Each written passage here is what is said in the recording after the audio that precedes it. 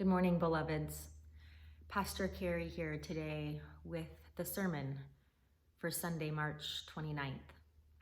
Our gospel comes from John chapter 11, but I really encourage you, if you're listening to this and not joining us for live worship, to spend some time reading Psalm 130 and Ezekiel chapter 37, verses 1 through 14 as well, because this time that we'll have together chatting will be touching on the laments and the cries in all three of those readings. And again, like last week, the gospel is long. So I invite you, when you're reading it, to read it imaginatively. And there's some instructions on how to do that in the liturgy.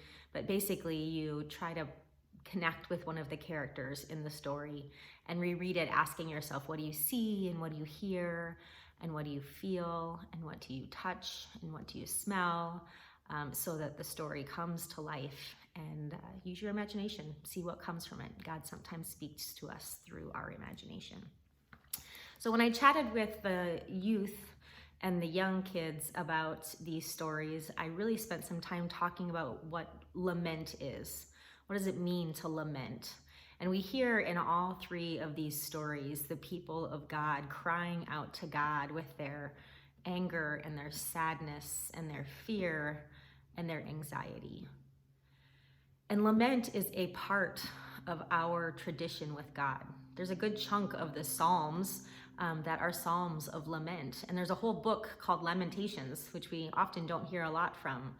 But during this time of COVID-19, we as a people should be lamenting, and God welcomes our laments, our cries of anger and sadness. Why is this happening? Where are you, God? Why aren't you showing up and changing this? These are real questions from the heart, and God welcomes them. We know from scriptures that God hears God's people's cries. So we should cry out. The world is not as God intended it. The world is not as we want it. People are not thriving. People are scared. So together, let's join our voices in prayers, in songs of lament.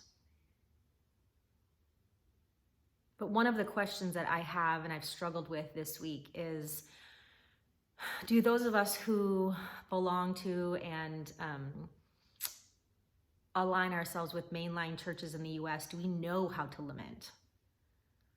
We know that the demographics of that group are generally folks who are primarily white and primarily middle or upper class. And so I sometimes wonder if we know how to lament, because lamentations come deep from the heart. And if we get real with ourselves, one of the reasons why COVID-19 is so hard for us is that we are used to deciding how we live. We are used to deciding how we work and when we work. We are used to deciding when we go out of the house and where we go. But those expectations aren't true for many people. So there are people and have been people among us and around us that have been lamenting for a long time, saying, God, where are you? My humanity is not being affirmed. I am not able to thrive and to live abundantly like you promise us to do.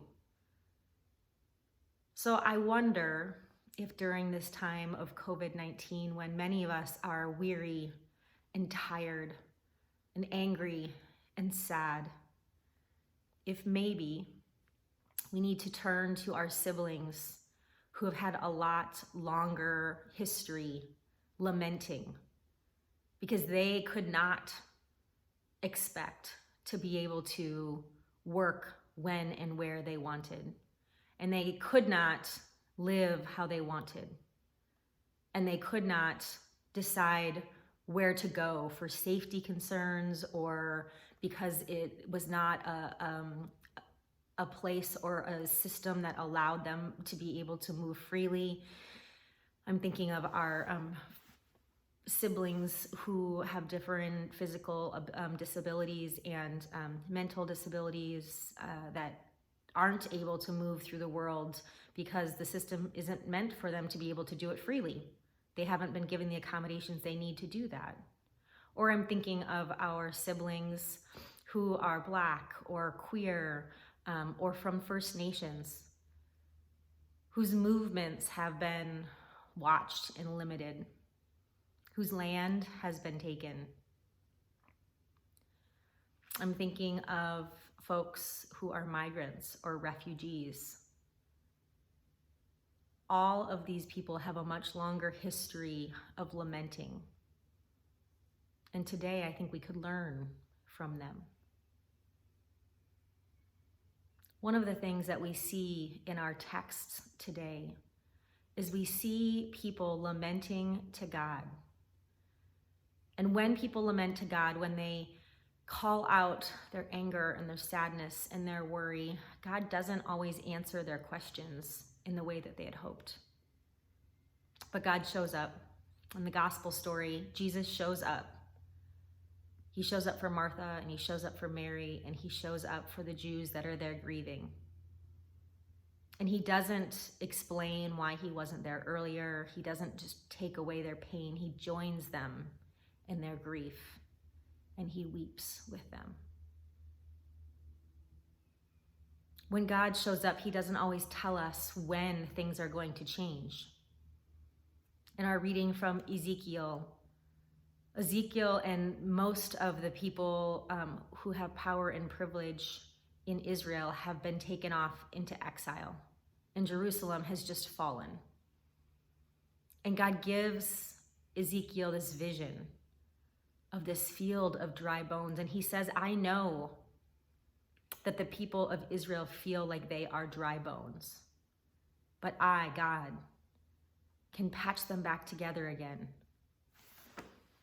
I can put the sinews back to their bodies and bring healing and wholeness. But God doesn't tell Ezekiel when that's going to happen. God just says it will. And we see in the gospel reading, Mary and Martha both affirm that, God, we know that anything's possible with you, and we know that we'll see our brother again in the last day when the dead are raised.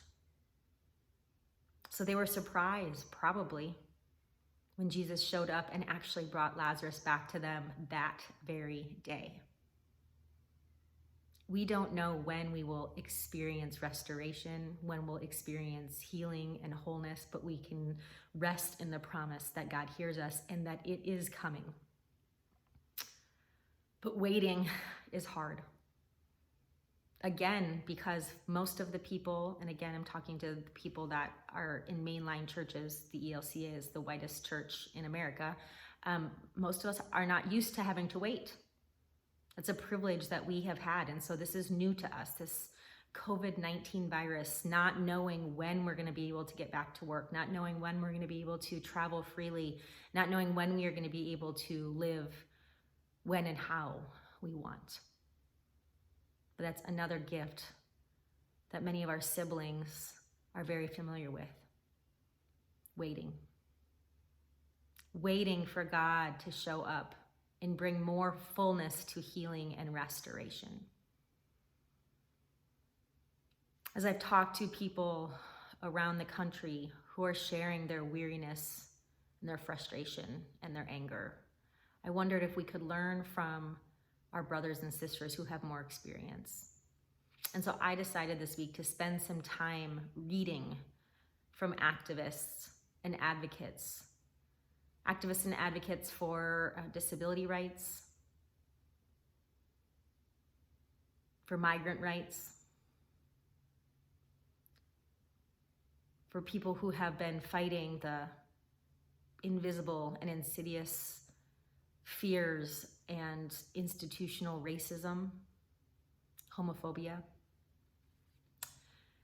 And in my reading, I had a couple of things that stuck out to me, and I was wanting to share them with you.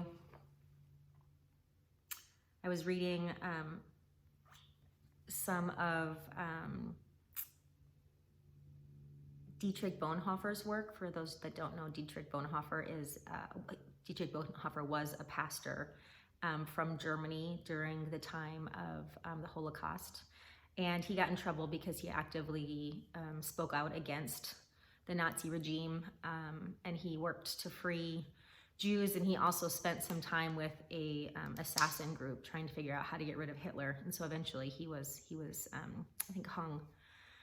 But some of his writings from those times show us a leader with people who are waiting, who are lamenting and waiting for God to show up and set things right.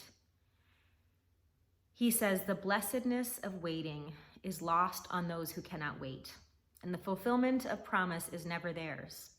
They want quick answers to the deepest questions of life and miss the value of those times of anxious waiting, seeking with patient uncertainties until the answers come. They lose the moment when the answers are revealed in dazzling clarity." He also famously said, "We are not to simply bandage the wounds of victims beneath the wheels of injustice. We are to drive a spoke into the wheel itself." And then I spent some time reading from Maya Angelou this week as well. Some of my favorite things. She says, "Courage, you develop courage by doing small things, like just as if you wouldn't want to pick up a 100-pound weight without preparing yourself. There are those who say that poets should use her and his art to change the world. I'd agree with that, but I think everybody should do that. I think the chef and the baker and the candlestick maker, I think everybody should be hoping to make it a better world." She also said, "We spend precious hours fearing the inevitable. It would be wise to use that time adoring our families, cherishing our friends, and living our lives."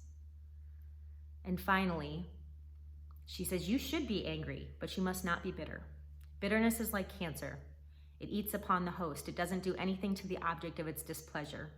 So use that anger. You write it, you paint it, you dance it, you march it, you vote it, you do everything about it. You talk it, and never stop talking it." One of the things I found in these writings, and even in our scriptures today, is that when we come before God in lament, we can be reminded that God is with us, that God hears us, and that God will show up. We may not know when, but God will show up. And in the meantime, how we wait matters. Maya reminds us that the little things that we can do, whatever task that we have been given, we should do it to change the world, to make it a better world.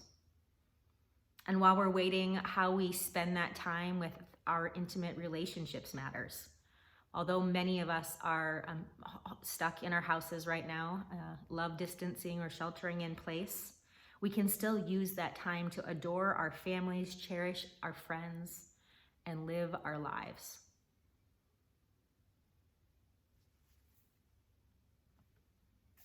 I was shopping one time at a little craft store, and I picked up a little sign, I guess, that I got from my grandmother, because she often taught me this, but it says something to the effect of, "If you cannot do great things, do small things in great ways." And that's an invitation to us in this season of lamenting and waiting. We cannot fix COVID-19. I cannot fix COVID-19. You cannot fix COVID-19. Our political leaders cannot fix it. It is beyond the scope of any human endeavor to change the situation, in much the same way that one person cannot change racism. Even a small group of people cannot just overturn the entire system. But we can all do what we can. We can all do our parts. We can all, in the waiting, in the lamenting, think about how we live in that time. What will the world be like when we come out of this crisis? I don't know. But I wonder if this time, this in-between time, this liminal space of lamenting and waiting, if that could have an influence on how we come out of this. When we come out of this, will we be a people who hears the cries of others who are lamenting? Will we be a people that trust God more deeply and trust God to hear us and to show up? not just in words, but like actually in our whole beings. We trust God.